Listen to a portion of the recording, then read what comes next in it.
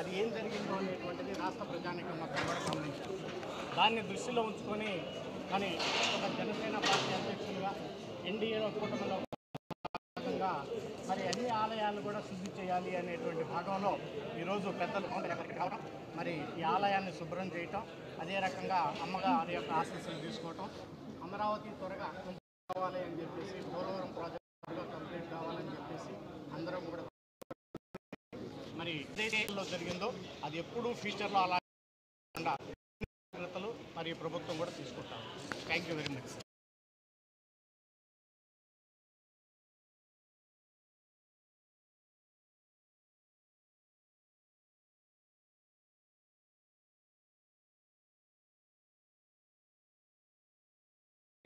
దృఢ సంకల్పం. ఆయన స్వధర్మాన్ని పాటిస్తూనే పరమతాన్ని గౌరవించడం మనం అనేక సార్లు చూసాం. ఆయన ఏదన్నా ఒక సభలో మాట్లాడుతున్నప్పుడు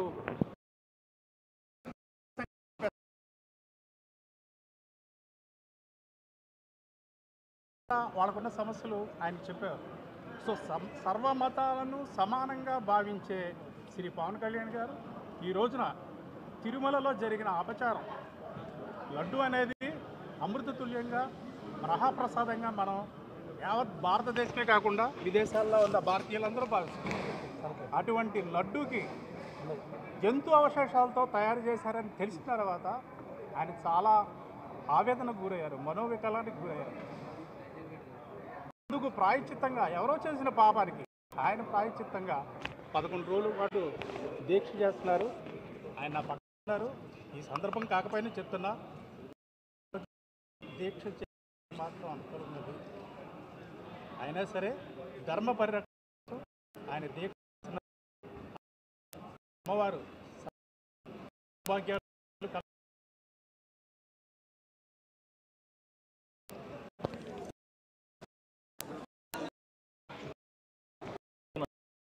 దైవ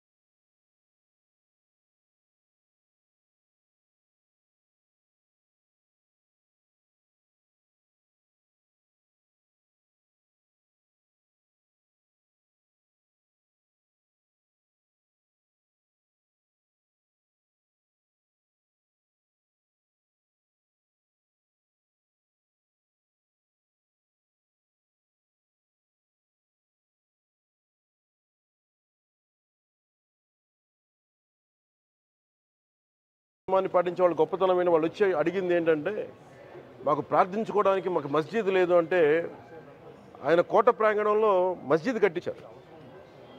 సనాతన ధర్మాన్ని పాటించే వ్యక్తి తాలూకు విలక్షణం. అలాగే అనేక మంది సంస్థానాలు కానీ అందరూ కూడా పోర్చుగీస్ నుంచి వచ్చినా ఎవరు వచ్చినా క్రిస్టియానిటీని తీసుకొచ్చినా కానీ అందరికీ సమానంగా ఈ దేశం తీసుకుంది. పార్సీల్ని తీసుకుంది లోపలికి, జొరాస్ట్రియన్స్ని తీసుకుంది. ఏ మతం వచ్చినా లోపలికి తీసుకుంది, ఇముడ్చుకుంది తప్ప ఇంకో మతాన్ని ఎప్పుడు ద్వేషించాల. కానీ ఈరోజు నేను మాట్లాడుతుంది ఈ ప్రాయశ్చితం దేనికి మా దీక్ష అనుకుని నేను ఎప్పుడు మీ అందరికీ తెలుసు. 5 సంవత్సరాల వైసీపీ పాలనలో ఇదే దేవాలయంలో కనకదుర్గ అమ్మవారి రథం తాలూకు మన సింహాలు మాయమైనవి, కొన్ని ఇబ్బందులు తప్పులు జరిగినాయి అంటే ఒక్కొక్కరు ఎలా మాట్లాడారు వైసీపీ నాయకులు. వాళ్ళెవరు ముస్లిమ్స్ కాదు, హిందూస్ కాదు, వాళ్ళెవరు ముస్లిమ్స్ కాదు, క్రిస్టియన్స్ కాదు, హిందువులే అందరూ.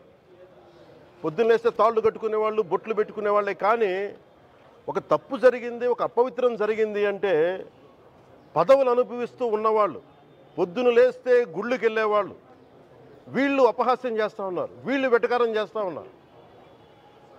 ఈ ఎంటైర్ ఈ విషయంలో వాళ్ళు మతం పుచ్చుకున్నారా లేదా నాకు అన్నీ తెలియదు. వైవి సుబ్బారెడ్డి గారు ఉన్నారు, భూమన కరుణాకర్ రెడ్డి గారు ఉన్నారు, వారి కుటుంబ సభ్యులు ఉన్నారు. ఎవరైనా సరే మీరు మతం పుచ్చుకున్నారా లేదో నాకు తెలియదు అవన్నీ. అది మీరు బయటికి చెప్పుకుంటారా లేదో నాకు తెలియదు. నేను అది కూడా మాట్లాడట్లా. కానీ మీరు బాధ్యత తీసుకున్నారు. మీరు హైందవ ధర్మాన్ని కాపాడుతానని మీరు బాధ్యత తీసుకున్నప్పుడు కాపాడాల్సిన అవసరం మీ మీద ఉంది. బోర్డుని మీరు స్థాపించారు, మేము స్థాపించాల. తప్పులు జరిగినాయి. తప్పులు జరిగితే వైఎస్ జగన్ గారు ఏం చెప్పాలి? ఒకవేళ నాకు తెలియకుండా మేము ఆయన బ్లేమ్ చేయట్లా. కానీ మీ ఆధ్వర్యంలో జరిగింది, మీరు కాన్స్టిట్యూట్ చేసిన బోర్డు వల్ల జరిగిన తప్పిదాలు ఇవి, మేము ఇవి కనుగొన్నాం. ల్యాబ్ టెస్టులు ఇవన్నీ మేము ఆటలాడతామా? ఇవన్నీ బాధ్యత లేదా? కనుక చాలా బలమైన సనాతన ధర్మాన్ని పాటించేవాడిని. దాకా మా ఇంట్లో రామనామం ఉండేది, రామ జపం ఉండేది మా ఇంట్లో. అలాంటి రామభక్తులం మేము. కానీ రామతీర్థం విగ్రహాన్ని, రాముడి విగ్రహాన్ని శిరచ్ఛేదం జరిగినప్పుడు ఒక సగటు సనాతనవాదిగా, సగటు హిందువుగా బయటకు వచ్చి చాలా గొడవలు చేయగల సత్తా ఉన్నవాడిని గుర్తుపెట్టుకోండి. ముఖ్యంగా వైసీపీ నాయకులకి, నన్ను విమర్శించే దేశ యావత్తు నన్ను విమర్శించే ప్రతి ఒక్కరికి తెలియజేస్తున్నా, గొడవ పెట్టుకోవాలంటే చాలా బలంగా గొడవ పెట్టుకోవాలి. కానీ నాది పేదవాళ్ళ కష్టాలు, క్రిమినలైజేషన్ ఆఫ్ పాలిటిక్స్, వీటి మీద మేము మాట్లాడతాం, వీటి మీద తప్పించాం.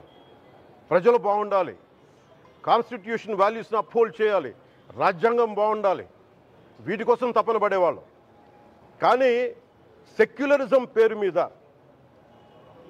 Secularism is not one way, it's two way. Secularism అంటే కూర్చోబెట్టి ఒక్క సైడ్ నుంచి వచ్చేది కాదు, అన్ని సైడ్ నుంచి రావాలి. ఇది చాలా ఆవేదన కలిగిస్తుంది. కొన్ని దశాబ్దాలుగా చూస్తున్నారు ప్రతి హిందువు. దీంట్లో మిగతా మతాల ప్రస్తావన కంటే కూడా నేను ఎక్కువ ప్రస్తావన చేస్తుంది హిందూ ధర్మాన్ని పాటించి, వాళ్ళు వ్యక్తిగతంగా పాటించి బయటకు వచ్చేటప్పటికి మీడియా వారి కోసమో లేదంటే ఇంకొంత ఎవరైనా సాటిస్ఫై చేయడం కోసం తెలియదు, కానీ సాటి హిందువులు తోటి హిందువులను తిడతా ఉన్నారు. ఇది చాలా ఆక్షేపణీయం. దీంట్లో నేను ముస్లిమ్స్ నిందించట్లా, అది క్రిస్టియానిటీ నిందించట్లా, కానీ బాధ్యత తీసుకున్న హిందువుల్ని నేను నిందిస్తున్నాం. బాధ్యత మీది. మీరు యథాలాపంగా వచ్చి ఇది పొలిటికల్ పదవులు, విగ్రహాలు పోతే మేము ఇల్లు కట్టుకుంటాం, వాకిళ్ళు కట్టుకుంటాం, ఏం మాటలవి? ఇదే మీరు మస్జిద్లో జరిగితే మాట్లాడతారా? మస్జిద్లో ఇలాంటి అపవిత్రం ఒక చిన్నపాటి చోరీ జరిగితే ఇలాగే మాట్లాడతాం. ఎందుకంటే మీరు మాట్లాడరు, ఓట్లు కదా అక్కడ. కానీ హిందువులు మాట్లాడితే హిందువులు అందరికీ ఎవరు పట్టించుకోరు. ఇక్కడ మా వేదన ఉండదా? మౌనంగా ఉన్నామంటే బాధ లేదనా? కోపం రాదనా? ఈ రోజుకి కూర్చొని చూడండి ఏం మాట్లాడుతున్నారో వాళ్ళు. ఆయన వాళ్ళ లాయర్ అంట, ఆయన ఎవరు, ఏజీపీ అంట, పొన్నవోలు సుధాకర్ రెడ్డి గారు తిరుమల లడ్డుపై ఢిల్లీలో చేసిన కామెంట్ నా దృష్టికి తీసుకొచ్చారు. ఇలాంటి సెన్సిటివ్ సమయాల్లో ఎయిదర్ మౌనం మంచిది, మౌనం దాటి పొగరుగా మాట్లాడటం, నన్ను పచ్చి బూతులు తిట్టినా, నన్ను వక్రీకరించినా, నన్ను రోడ్డు మీదకి లాగిన నేను ఎప్పుడు మౌనంగానే ఉన్నా. కానీ వైసీపీని నాయకులు, విమర్శించే నాయకులు ప్రత్యేకంగా చెప్తున్నాం, సనాతన ధర్మాన్ని జోలికి రాకండి. తప్పు జరిగితే తప్పు జరిగిందని ఒప్పుకోండి, లేదా మాకు సంబంధం లేదని చెప్పండి. అంతేగాని మళ్ళీ అడ్డగోలుగా మాట్లాడితే ఎవ్వరం క్షమించం. ఇక్కడ మీరు కూడా హిందువులే. పొన్నవోలు సుధాకర్ రెడ్డి గారు మీరు హిందువులే. నోటికొచ్చినట్టు మాట్లాడకండి. తమాషాలుగా ఉందా మీకు? సరదాలుగా ఉన్నాయా? మొన్న ప్రకాష్ రాజ్ గారు మాట్లాడారు నా మీద. అరే నేను మాట్లాడుతుంది ఒక హిందువులు అపవిత్రం గురించి మాట్లాడుతున్నాను. ఇందులో ప్రకాష్ రాజ్ గారికి సంబంధం ఏంటి? ఇందులో నేను ఇంకొక మతాన్ని నిందించానా? ఇస్లాంని నిందించానా? క్రిస్టియానిటీని నిందించానా? అపవిత్రం జరిగింది, ఇలా జరగకూడదు, ఫుడ్ అడల్టరేషన్ జరిగిందని మాట్లాడుతుంటే దీన్ని గోల చేయకూడదంటే, అంటే తప్పు జరిగినప్పుడు మాట్లాడకూడదా? ఒక అపవిత్రం జరిగితే మాట్లాడకూడదా? దేవతా విగ్రహాలను శిరచ్ఛేదం చేస్తే మాట్లాడకూడదా? ఏం పిచ్చి పట్టింది ఒక్కొక్కళ్ళకి? ఎవరి కోసం మాట్లాడుతున్నారు మీరు? ప్రకాష్ రాజ్ కూడా చెప్తా ఉన్నాను, నాకు మీరంటే గౌరవం. I have extreme respect for you. కానీ when it comes to secularism, Prakash Raj గారు, it's a two way, not one. I have extreme respect for you. You know that. మీరు secularism is all, it is not way. హిందువుల మీద దాడినప్పుడు వచ్చి మాట్లాడటం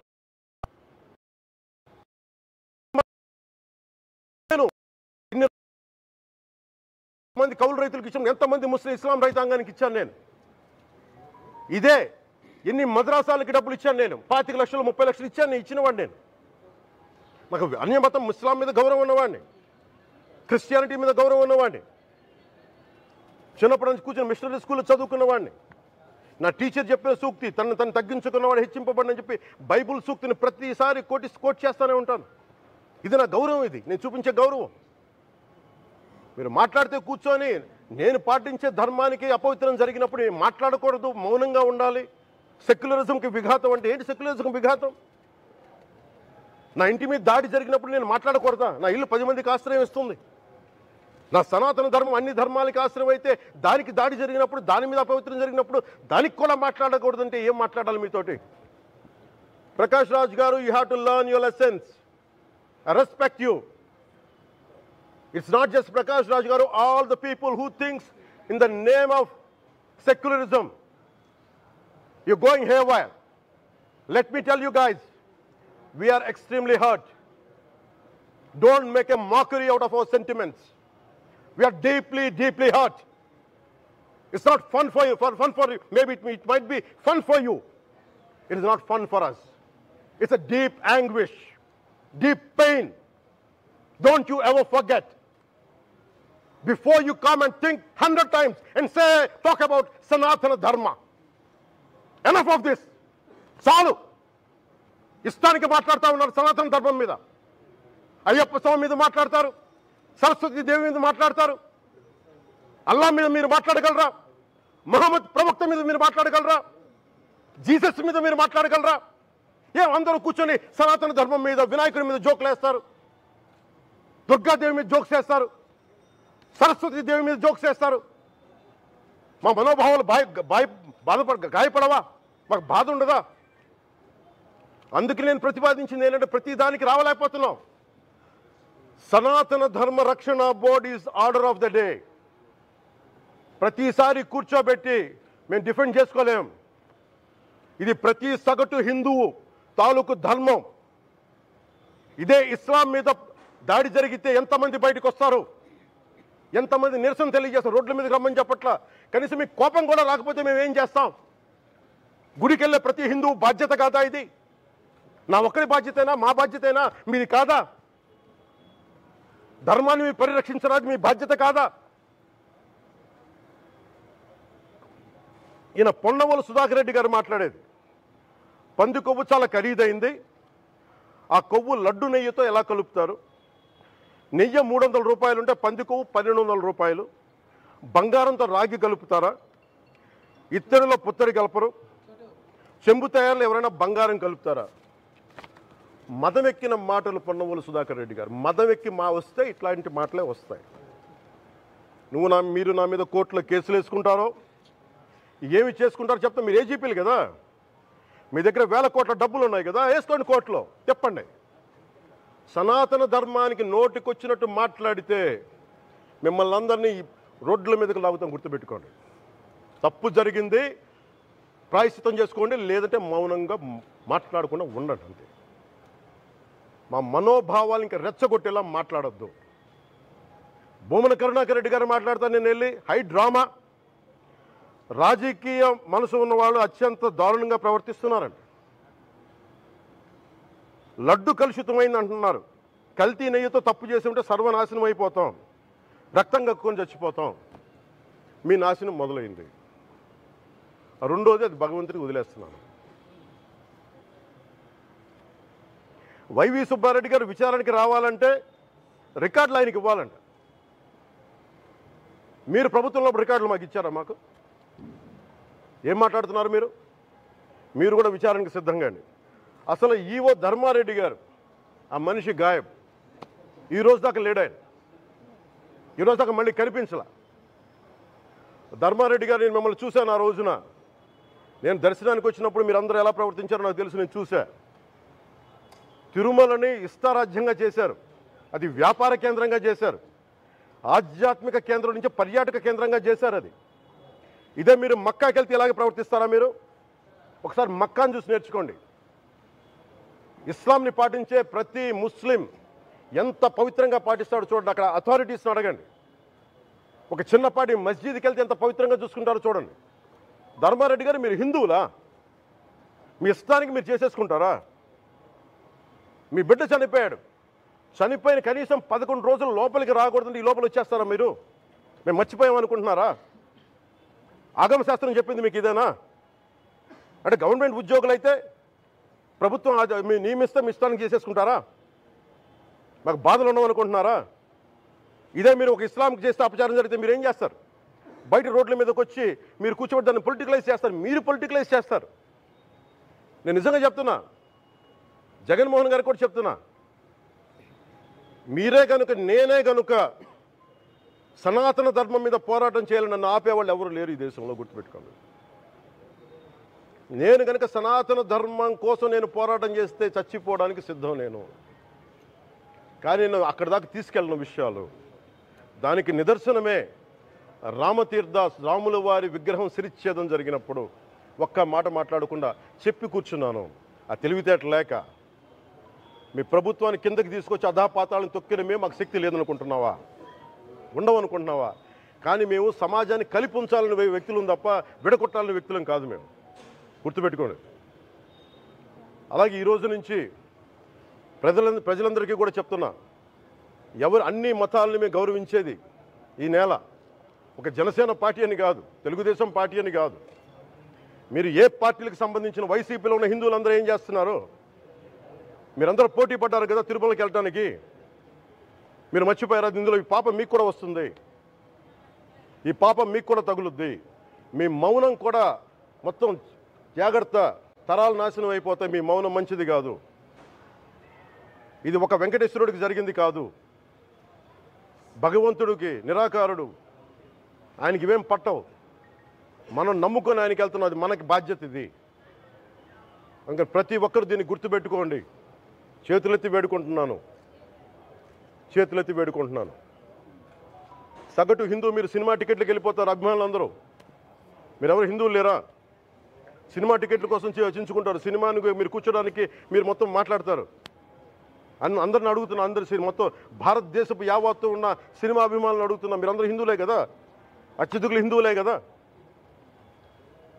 మీకు బాధ్యత లేదా? మీకు మీ సినిమా హీరోలు, నేను కూడా హీరోనే, నన్ను మించి దేశాన్ని చూడమని, సనాతన ధర్మాన్ని చూడమంటున్నా. మీ కన్వీనియంట్గా కూర్చోబెట్టి హీరోలను ఎత్తడం కాదు, నన్ను ఎత్తడం కాదు. ధర్మం విఘాతం కలిగినప్పుడు ధర్మానికి మీరు మాట్లాడటం మీ బాధ్యత. నా తరం మేము కష్టపడుతున్నాం, ముందుకు వచ్చాం. ఎవరి కోసం పడుతున్నాం ఈ కష్టాలు? మాకు సరదా కాదు. ప్రతి ఒక్కరి ఇష్టానికి వచ్చి మాట్లాడుతూ ఉంటే బాధ కలుగుద్ది. అయ్యప్ప స్వామి దీక్ష చేసే వాళ్ళ మీద ఎంత ఇష్టారాజ్యంగా మాట్లాడతారు. ఇదే మీరు ఎవరన్నా సరే ఇస్లాం మీద మీరు గొంతు ఎత్తగలరా? ఎందుకంటే రోడ్ల మీదకి వచ్చి కొడతారని మీకు భయం, అందుకు మీరు మాట్లాడరు. హిందువులు అంటే మెత్తని మనుషులు కదా, తోటి హిందువు కదా, మీరు ఏదైనా మాట్లాడచ్చు. మీకు నమ్మకాలు లేకపోతే మీరు ఇంట్లో కూర్చోండమ్మా. మీకు నమ్మకాలు లేకపోతే ఇంట్లో నుంచి బయటికి రాకండి, మమ్మల్ని ఏం అనకండి. మేము ఎలా పూజా విధానం ఎలా చేస్తాం, అలాగే ముఖ్యంగా ఫిల్మ్ ఇండస్ట్రీ కూడా నేను తెలియజేస్తా ఉన్నా. దీని మీద మీరు మాట్లాడితే మద్దతుగా మాట్లాడండి, లేదంటే మౌనంగా కూర్చోండి. అంతేగాని మీ మాధ్యమాల ద్వారా అపహాస్యం చేస్తే మటుకు ప్రజలు మిమ్మల్ని ఎవరు క్షమించరు. ఎందుకంటే చాలా డీప్ పెయిన్ ఇది. మీరు లడ్డు మీద జోక్లు వేస్తున్నారు. నేను ఒక సినిమా ఫంక్షన్లో కూడా చూశాను, laddu is a sensitive issue అని. Don't you ever say that. Don't you ever dare to say that, please. I respect you as actors, but when it comes to Sanatana Dharma, please, you have to think 100 times before you saying a word. One comment. Thank you.